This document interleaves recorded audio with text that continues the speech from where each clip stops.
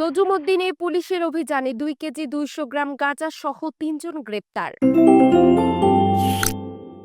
ভোলা জেলার তজুমুদ্দিনে গোপন সংবাদের ভিত্তিতে পরিচালিত বিশেষ অভিযানে 2 কেজি 200 গ্রাম গাঁজা সহ 3 জনকে গ্রেফতার করেছে পুলিশ। বুধবার 13 আগস্ট ভোর 6:30টার দিকে শম্ভুপুর ইউনিয়নের 5 নং ওয়ার্ডে এই অভিযান পরিচালনা করেন তজুমুদ্দিন থানার এসআই মোহাম্মদ শহীদুল আলমের নেতৃত্বাধীন টিম। গ্রেফতারকৃতরা হলেন 23 বছর বয়সের নূর নাহার, 22 বছর বয়সের মোহাম্মদ রাহিম ও 21 বছর বয়সের মোহাম্মদ রামিম। তিনজনই শম্ভুপুর এলাকার বাসিন্দা। পুলিশের প্রাথমিক তথ্যানুসারে তারা দীর্ঘদিন ধরে এলাকার গাঁজা সহ বিভিন্ন ধরনের মাদক কেনাবেচার সঙ্গে জড়িত বলে ধারণা করা হচ্ছে। অভিযানের সময় পুলিশ তাদের কাছ থেকে 2 কেজি 200 গ্রাম গাঁজা জব্দ করে। এই ঘটনায় মাদকদ্রব্য নিয়ন্ত্রণ আইনে পৃথক মামলা দায়ের করা হয়েছে। দুপুরে গ্রেফতারকৃতদের আদালতে পাঠানো হয়।